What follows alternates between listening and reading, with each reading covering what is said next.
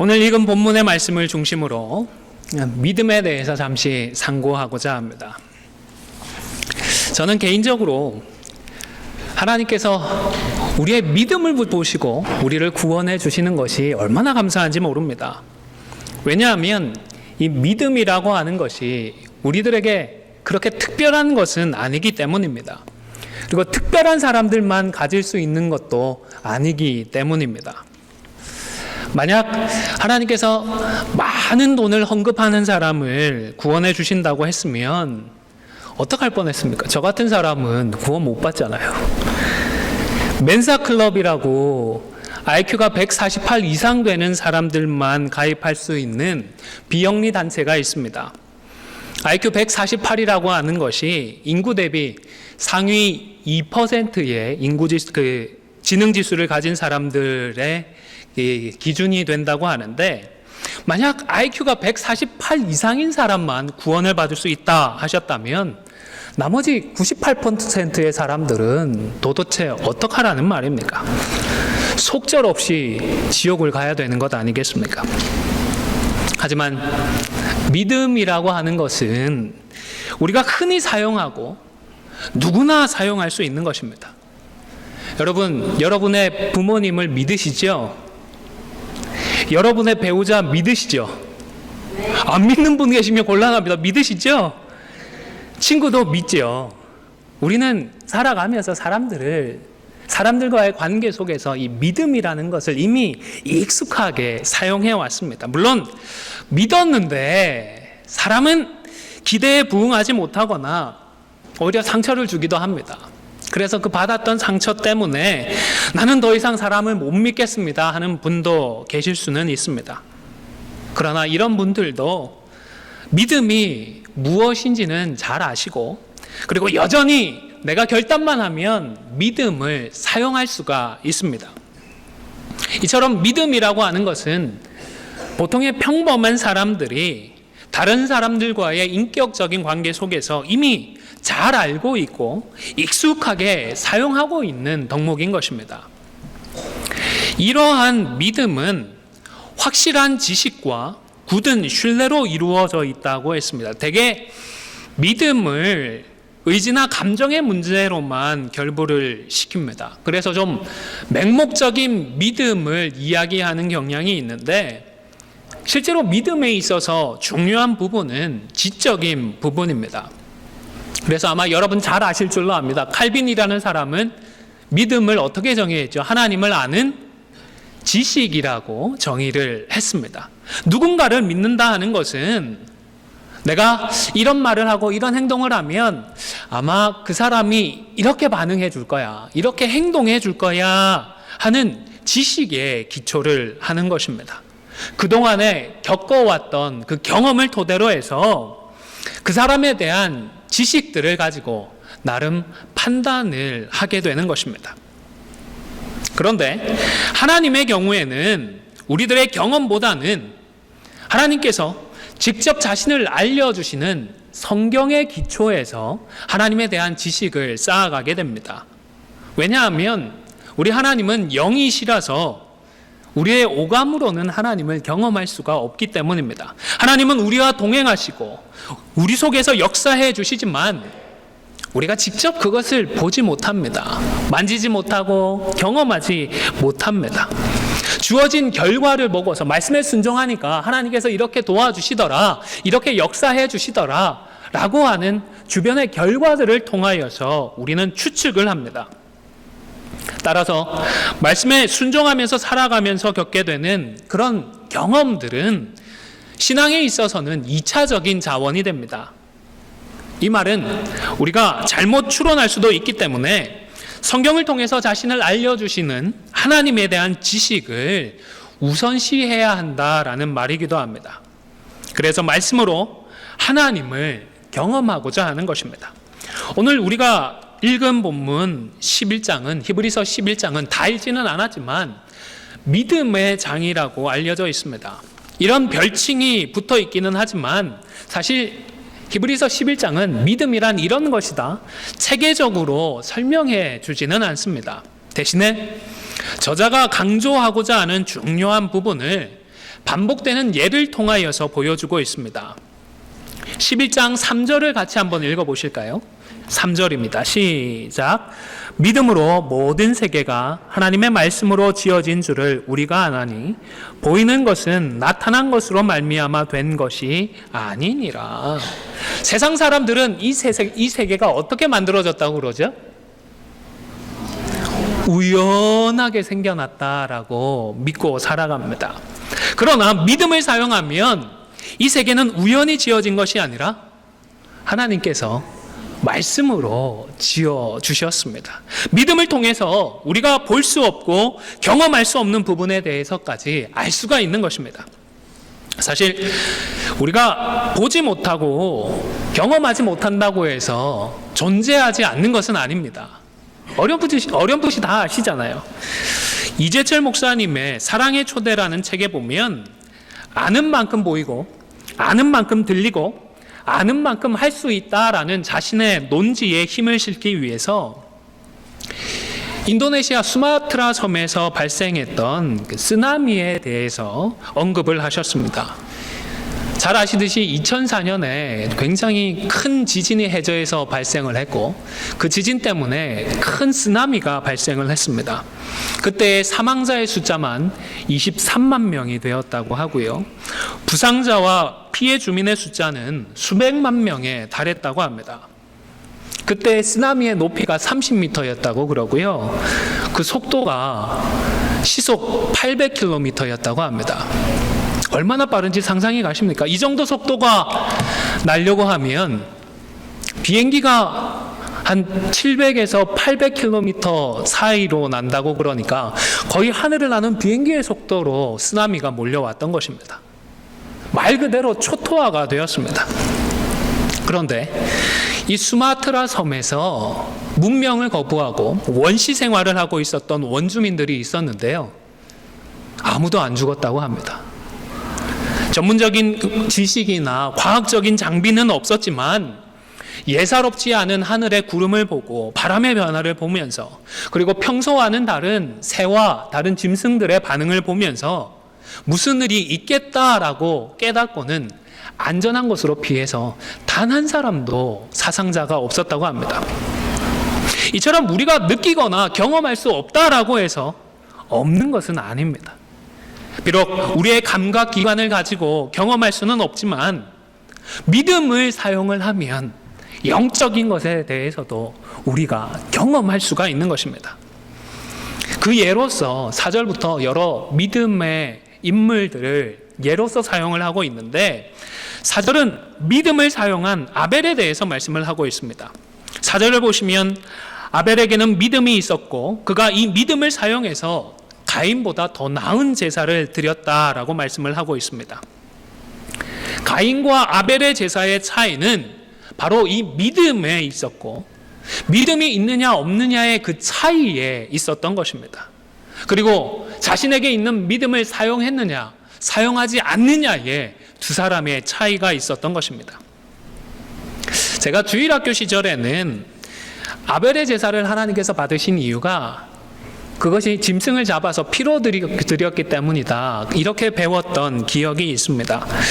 그러나 가인과 아벨에게 두 사람 모두에게 하나님께서 희생의 제사를 요구하셨는데 가인은 불순종했고 순종한 아벨의 제사만 받아주셨다고 이해를 하기에는 성경적인 근거가 좀 빈약한 것 같습니다. 왜냐하면 창세기에서는 하나님께서 아벨의 제사만 받으신 이유에 대해서는 언급이 없습니다. 그리고 신약 성경 히브리서에 와서는 그 이유를 아벨의 믿음 때문이다라고만 밝히고 있기 때문입니다.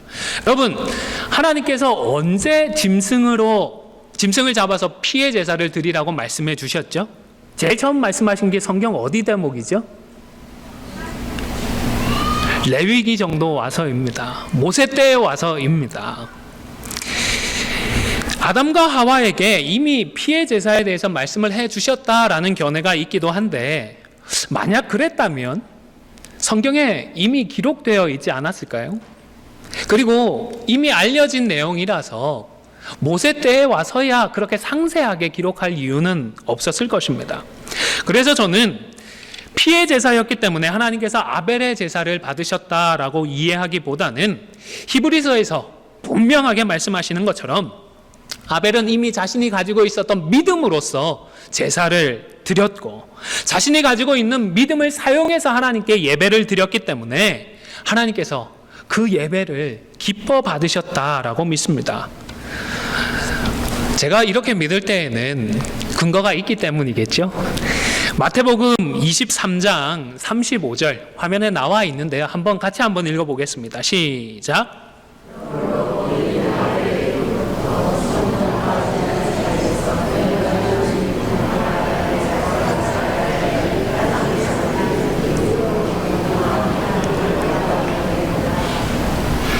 여기서 보면 예수님께서 바리새인들을 책망하시면서 그 반대에 있는 인정할 만한 사람으로서 아벨을 언급을 하시는데 아벨을 말씀하시면서 아벨이 어떤 사람이라고 말씀을 하셨죠?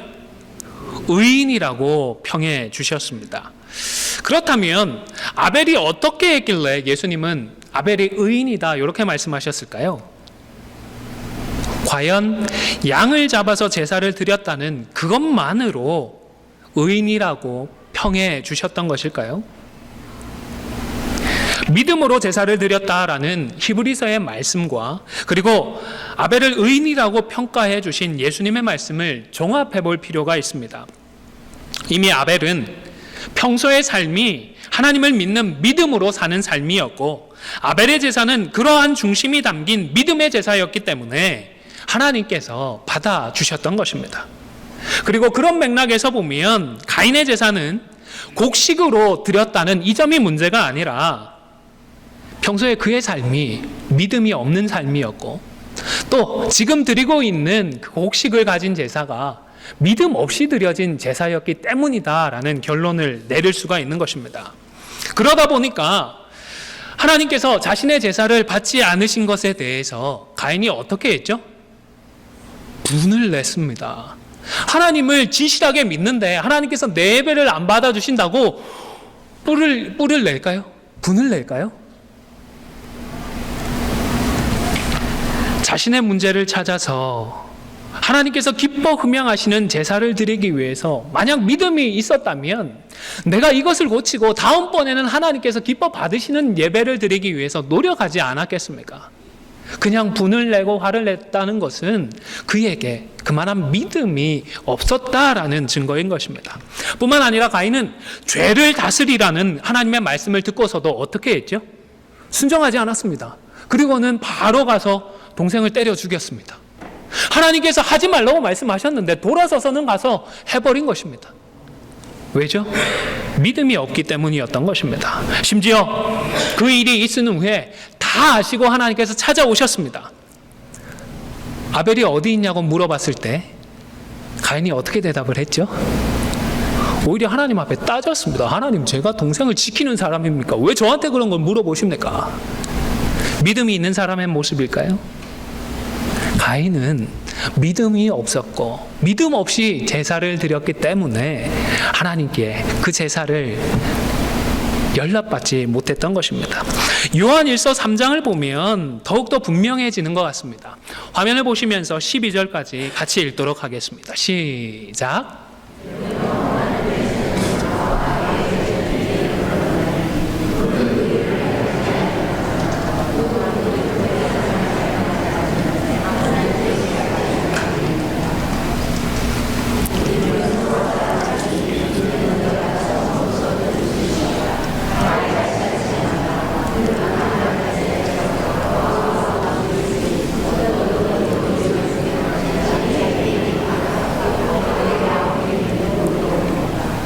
12절에 보니까 가인은 이미 어떤 자들에게 속해 있었다고요? 악한 자들에게 속해 있었다라고 말씀을 하는 것입니다. 지금 요한 사도가 말씀하는 맥락은 서로 사랑하라는 말씀입니다. 그러니까 여기서의 악이라고 하는 것은 사랑하지 않는 것이고 또 의로운 것은 무엇을 의미할까요? 사랑하는 것입니다. 가인은 이미 악한 자에게 속해서 하나님도 사랑하지 않고 형제도 사랑하지 않고 있었던 것입니다. 복을 받기 위해서이건 아니면 죄의 문제를 해결받기 위해서이건 아니면 단순히 미신적인 생각에서이건 그냥 단순히 믿음 없이 그저 제사만 드리는 것을 우리 하나님은 기뻐하지 않으시는 것입니다. 이 사실은 저와 여러분에게 시사하는 바가 굉장히 크다 싶습니다. 우리 각자의 예배를 점검해 볼 필요가 있습니다. 여러분, 일주일에 한 번 예배를 드리고 예배에 참석하는 것만으로 과연 충분할까요? 아닙니다. 예배를 드리기 위해서 우리는 우리의 믿음이 있어야 하고 우리의 믿음을 사용해서 하나님께 예배를 드려야 하는 것입니다. 마음과 뜻과 정성을 다하여서 하나님을 기쁘시게 하려는 진실한 우리의 마음을 가지고 하나님 앞에 나와서 이 마음을 담아서 우리가 하나님께 예배를 드려야 하는 것입니다. 또한 하나님의 은혜 없이는 우리가 이 땅에서 구원을 이루며 살아갈 수 없음을 겸손하게 고백하면서 예배를 드려야 하는 것입니다. 무엇보다 설령 좀 예배 자체는 부족하게 느껴지더라도 믿음으로 삶을 그렇게 믿음으로 살았던 지난 일주일간의 우리의 삶의 거룩한 산 제사를 가지고서 우리 하나님 앞에 드려야 하는 것입니다. 이번 휴가 때에 아이들과 함께 찬양으로 굉장히 유명한 미국 교회에 참석을 해서 주일 예배를 드렸습니다. 소문대로 굉장히 인상적인 예배 찬양이었습니다. 솔직하게 말씀드리면 개인적으로는 좀 충격적이기도 했습니다. 그런데 작은 교회들은 대형 교회들이 준비하는 것처럼 세련된 찬양, 세련된 예배 순서들을 준비하기가 쉽지 않습니다. 찬양을 준비하는 세션들, 조화를 이루는 세션들을 준비하기는커녕 피아노 반주자부터 걱정을 해야 합니다. 기본적으로 사람들이 없습니다. 그러나 화음이 잘 맞고 웅장한 찬양이 사람들의 마음을 울리고 감동시킬 수 있을지는 몰라도 만약 그 찬양에 찬양대원들의 믿음이 빠져있고 또 그런 세련된 예배 가운데에 성도들의 진실한 믿음의 고백이 담겨 있지 않는다면 우리 하나님 기뻐하실까요? 하나님 결코 기뻐하지 않으시는 것입니다. 한국의 대형교회 찬양대 중에는 이제 프로 성악가들이 아니면 명함을 내밀기도 힘든 그런 찬양대가 있습니다. 찬양 자체만 놓고 보면 얼마나 멋진지 모릅니다. 기존의 클래식 음악회 못지않은 그런 멋진 연주들이 예배 찬양으로 연주가 됩니다. 그러나 전문적인 실력은 있더라도 참 믿음이 그 속에 없다면 사람들이 감동이 될 수는 있어도 하나님을 기쁘시게 할 수는 없는 것입니다. 비록 좀 화음이 맞지 않고 다른 성도들에게 별다른 감흥이 되지 않더라도 심지어 다른 성도들의 동정을 사는 그런 찬양이라고 하더라도 설교 준비하면서 혹 오해하실까 봐 걱정이 되었습니다. 우리 찬양이 그렇다는 말은 절대로 아닙니다. 오해 없으시기를 바랍니다. 설령 다소 부족한 찬양이라고 하더라도 그 찬양에 믿음이 담겨 있고 완전하지는 못했지만 그래도 세상 속에서 말씀을 붙들며 씨름을 해왔던 우리의 그 고백이 담겨 있다면 우리 하나님은 틀림없이 그 예배를, 그 찬양을 기뻐 받아주시는 것입니다. 왜냐하면 우리가 우리의 믿음을 사용했기 때문입니다. 두 번째로 에녹은 믿음으로써 죽음을 보지 않고 옮겨졌습니다. 여러분, 에녹이 죽음을 보지 않고 옮겨진 이유가 무엇이라고요? 믿음 때문입니다. 에녹이 믿음을 사용해서 살았기 때문입니다. 자, 그러면 에녹의 믿음은 어떤 믿음이었을까요? 창세기 5장에 나타난 기록들을 확인해 보겠습니다. 21절부터 24절까지의 말씀을 같이 읽어주시기를 바랍니다. 시작.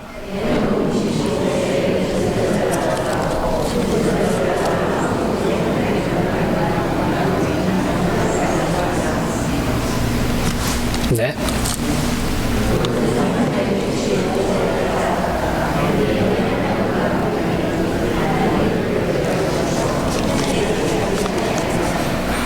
에녹의 믿음의 내용이 무엇이죠?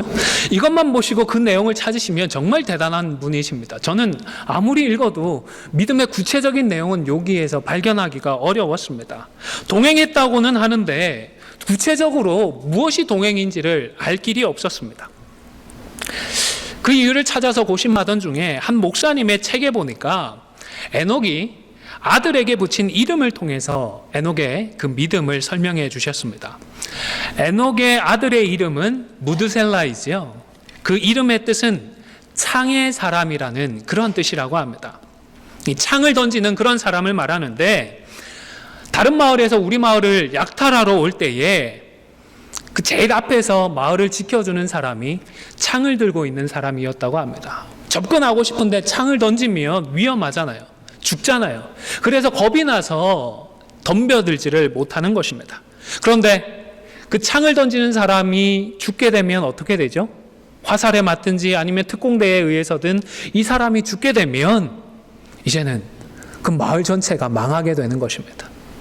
그래서 이 창 던지는 사람의 그 뜻에 따라오는 다른 이어진 뜻은 그가 죽으면 심판이 온다, 이런 뜻이 있었다고 합니다.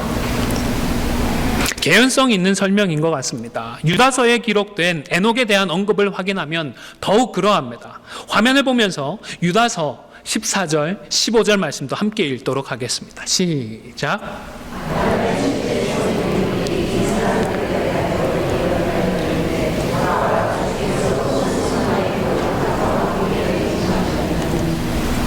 15절도 함께 읽도록 하겠습니다.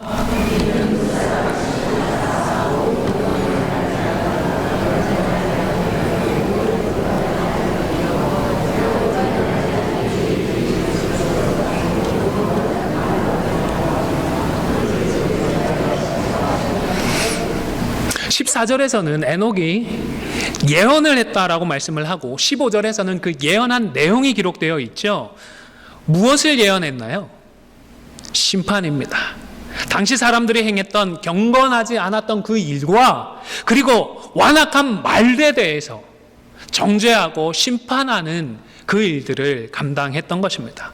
무드셀라라고 하는 아들의 이름의 뜻이나 관련된 뜻이 그렇게 좋은 의미가 아니었지만 하나님의 그 말씀을 기억하고 사명을 감당하기 위해서 아들의 이름을 굳이 무드셀라라고 지어놓고서는 그의 이름을 부를 때마다 얘가 죽으면 심판이 온다라는 그 사실을 기억했던 것입니다. 그리고는 300년 동안 하나님과 동행하면서 하나님께서 주시던 이 심판의 말씀을 선포하고 그 심판을 기억하며 살았던 것입니다. 주신 사명대로 심판을 기억하고 그 심판에 대한 말씀을 선포하는 삶을 살았더니 그는 그 믿음을 인정받았고 하나님을 기쁘시게 하는 자다라고 인정을 받았습니다. 그리고는 죽음을 보지 않고 하나님 곁으로 옮김까지 받았던 것입니다. 여러분, 에녹만이 심판을 기억해야 하는 것이 아닙니다. 십자가의 복음을 믿는 우리 모두는 장차 우리 주님이 다시 오셔서 최후의 심판을 하실 것을 기억해야 합니다. 심판하실 하나님을 알고 믿고 우리도 이 믿음을 사용하면서 살아야 하는 것입니다. 하나님의 그 심판 앞에서 부끄럽지 않도록 우리가 먼저 말씀대로 삶을 살아야 합니다. 그리고 십자가의 복음과 이 최후의 심판을 우리도 선포하며 살아야 하는 것입니다.